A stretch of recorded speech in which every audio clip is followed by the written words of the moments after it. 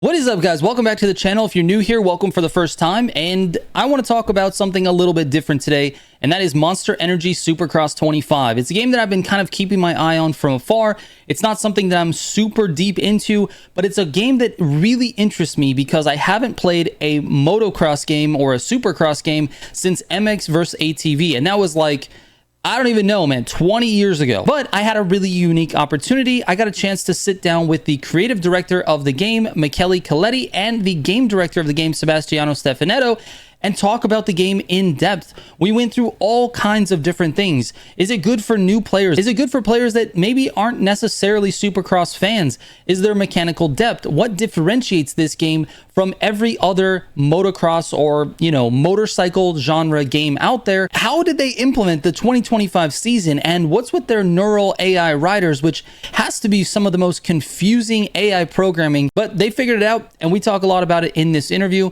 We also talk about Endgame and the race creator and the customization. This is a super in-depth video, and I really appreciate you guys tuning into this one. So without further ado, this is a long one. Enjoy.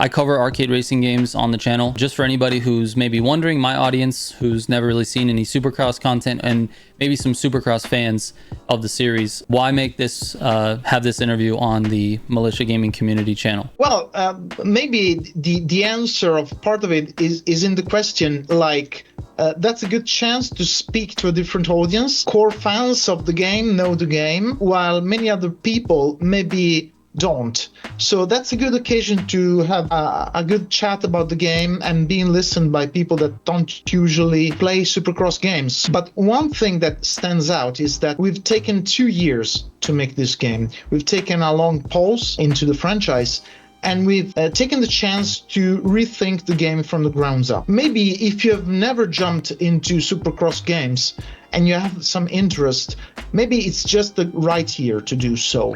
Because we've taken the chance to rethink the physics, the AI, the overall player experience, the contents. It's a technical game, if you want it to be so, in terms of unforgiveness.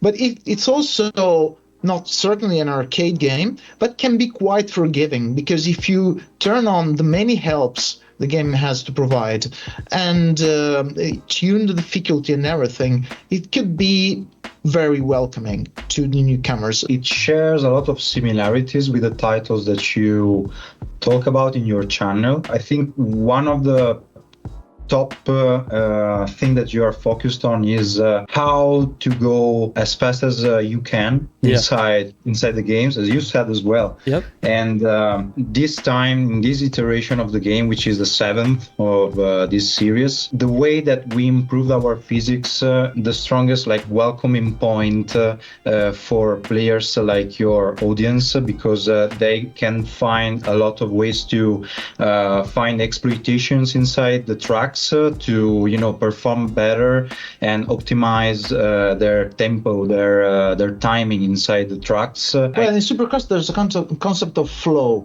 You spend a significant time airborne. You can have a strategy about how to tackle jumps in terms of trying to be fast on a single one, but also try to tackle doubles or triples. So Supercross riders call the flow the strategy about how to approach multiple challenges that lie ahead you and keeping the rhythm. So a newcomer can have a good time into the game, but soon will understand there's a lot to gain. Like a newcomer will take jumps one by one. An expert one can have a good look into thinking about doubles and triples. And there's a lot more, because the track evolves. The passing bikes dig into some specific places, and learning where, understanding how the terrain evolves, gives you the chance to be faster. So in terms of making the difference from beginner, mid and advanced, it's a very, very deep sport, and the game tries to portray this in a very faithful way. The key that distinguish the newbie from the expert players, there is like this learning curve that is very welcoming at first, but if you really want to perform inside the tracks, you kind of have to have the hang of all the mechanics that we put inside the game, which one of these is of course the weight management, because the way to perform better is actually, which kind of differs from car sports, of course, Sure. is how you control the weight of your rider and the bike, especially while in air, but not only, because also on the ground you gotta take a lot in considerations when down to the movements that your bike can perform. It's completely up to the players, it's completely up to the skills of the players, and there are plenty of ways to approach. Yeah, you can try to build up the momentum on a jump or try to dampen it. When you have whoops that are the very small undulations on the track, you have to try to slam and go fast on those, keeping the weight backwards and try to float on them.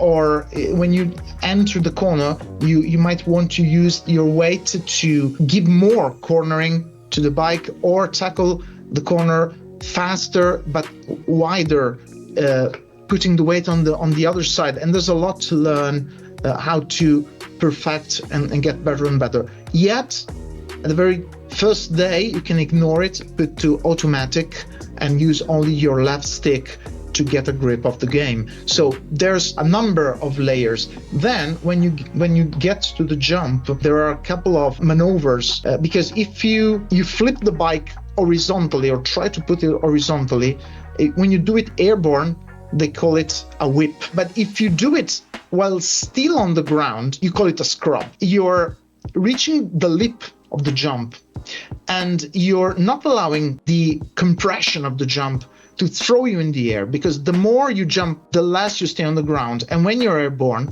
you cannot give throttle. Right. You cannot accelerate in flight. These are advanced techniques. Yeah.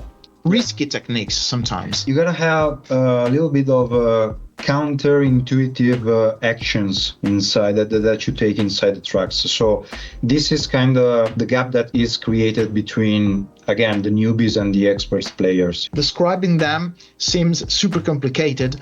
In practice, when you get an understanding of this, it becomes a second nature, and you have this flow inside of you. Nice. Yeah, it's quite a bit different actually than racing a car, right? The weight transfer is not really applicable to cars. There's only really one situation that I can think of where it would be applicable, and that's like in drift. Like you would shift the weight one side and then to the left to swing the back of the car. But you can't really affect the weight inside too much. So when I was, giving this game a try for the first time, I found it super welcoming, like super easy to just, like you said, get in, race, play against the AI. By the way, I'm terrible, and the AI absolutely killed me the first couple of races. I was not ready for it, right?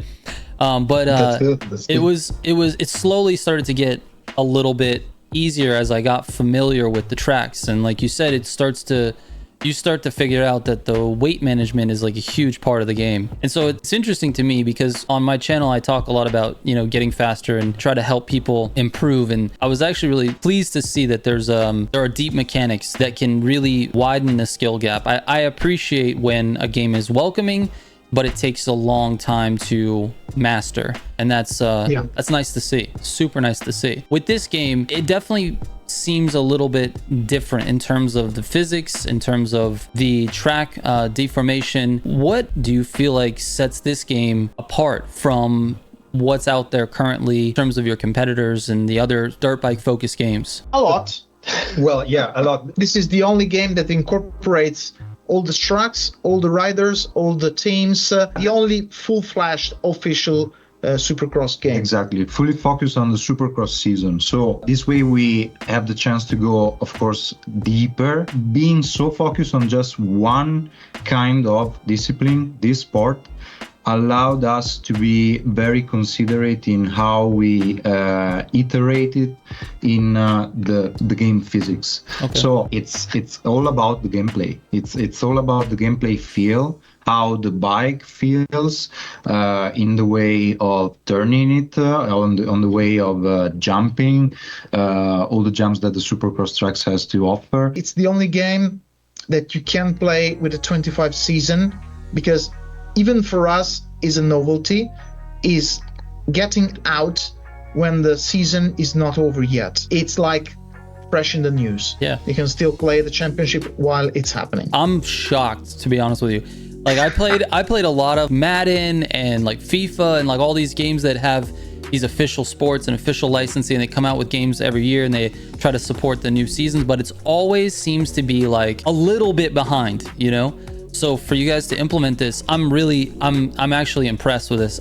I don't even understand how that happened. Like, how? Can you explain that? How? Well, yeah, for the tracks, what we're working with the official organizers of this felt, we've been able to get the track blueprints way in advance, so that our artists and designers built the tracks not from the actual tracks that have been built with dirt, but from the blueprints. So we had months and months in advance to do so. Then for the riders and for the bikes and for the suits and everything, we started from the 24 season. We've made all the themes for the 24 season, but not to be used into the games, but to be used as a foundation for the next iteration. That was when they were declaring what were the riders taking part in the championship. So nobody has ever seen a picture, but we knew the riders, the teams, and the sponsors.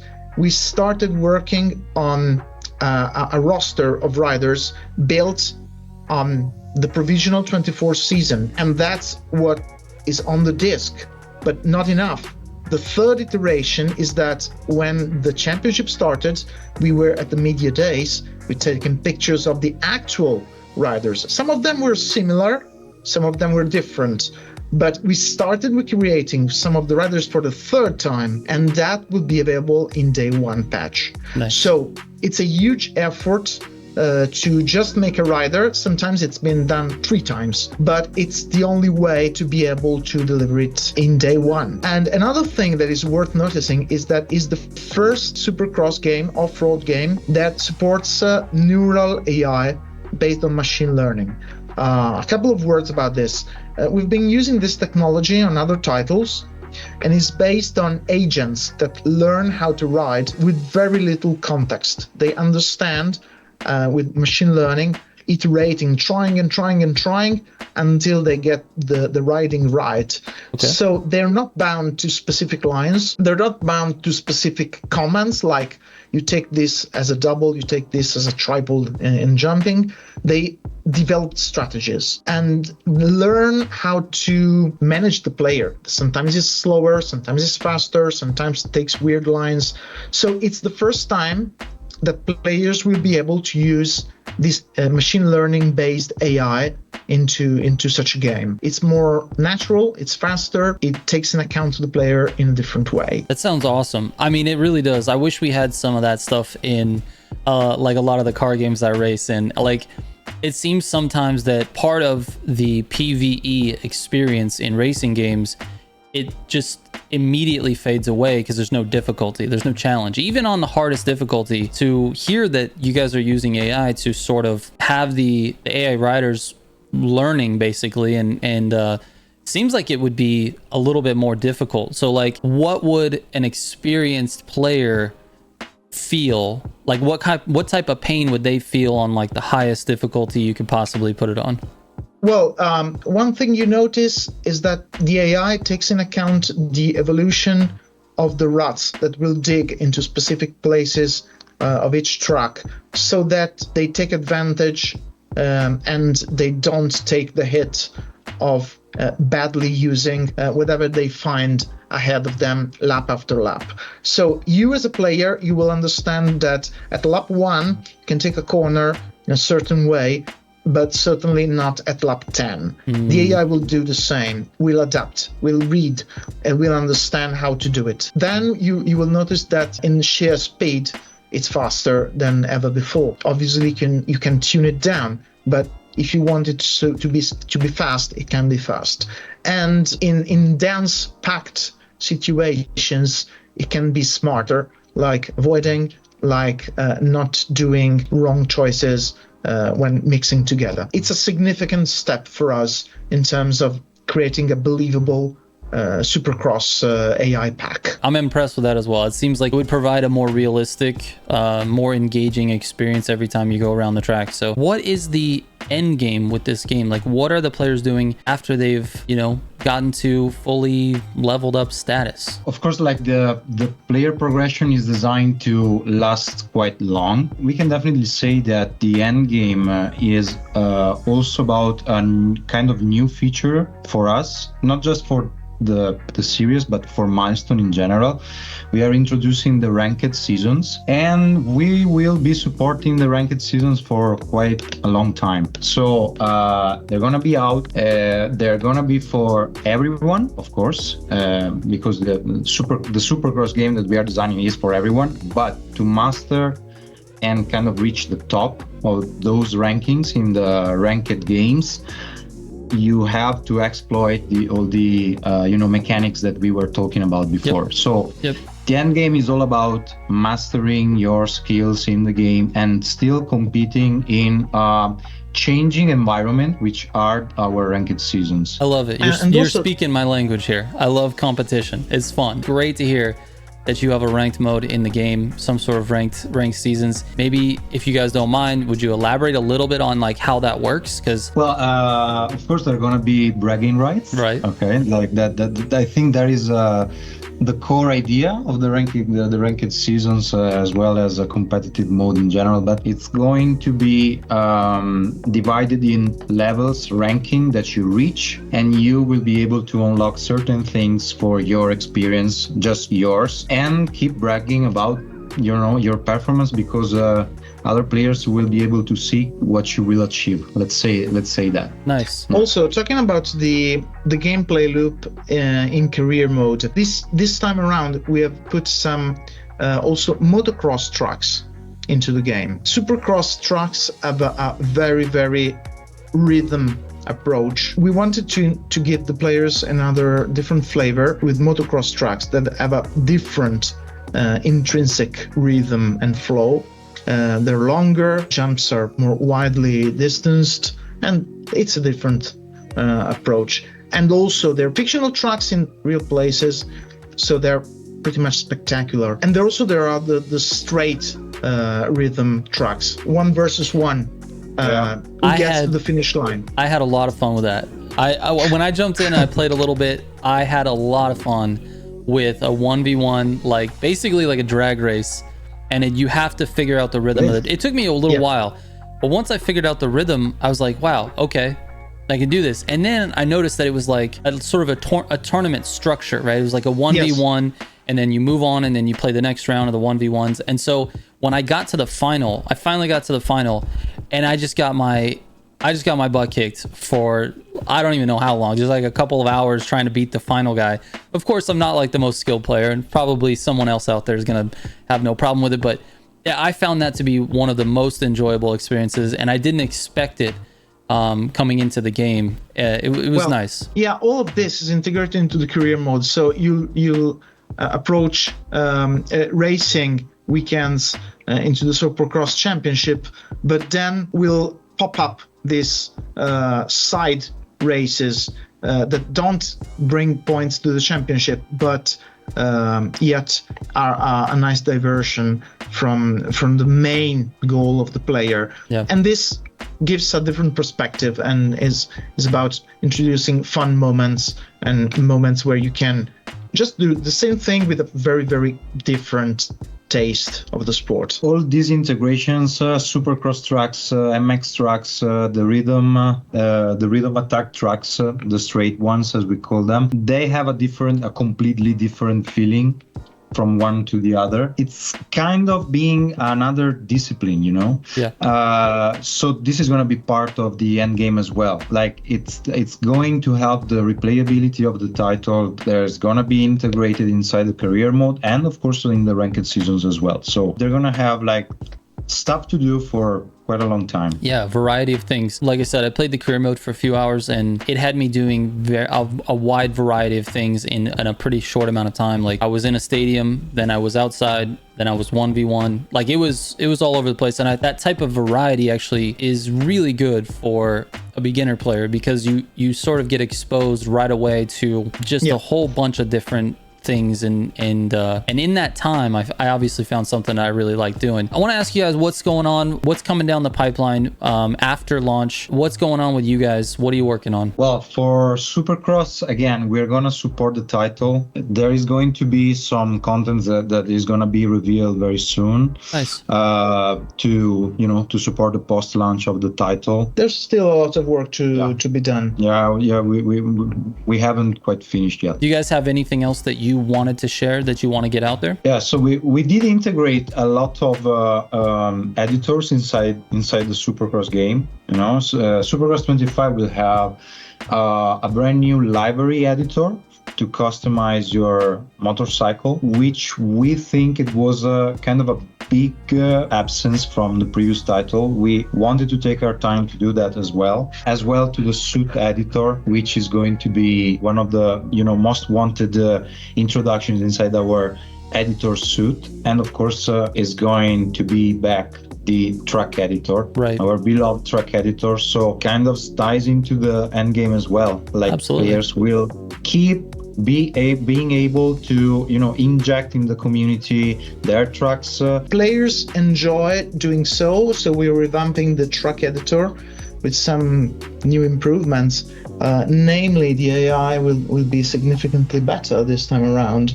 Yeah, that was one of the clue points in remaking the track editor. It was about training the new kind of AI on those tracks as well, because you have to imagine they don't exist yet.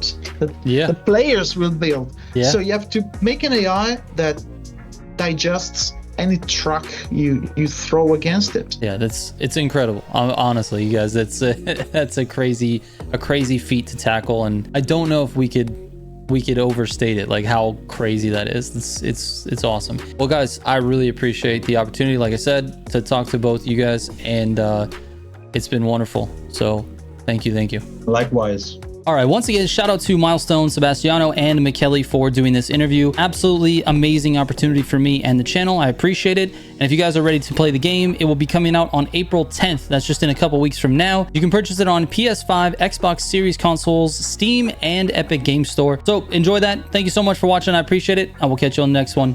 Trigger out.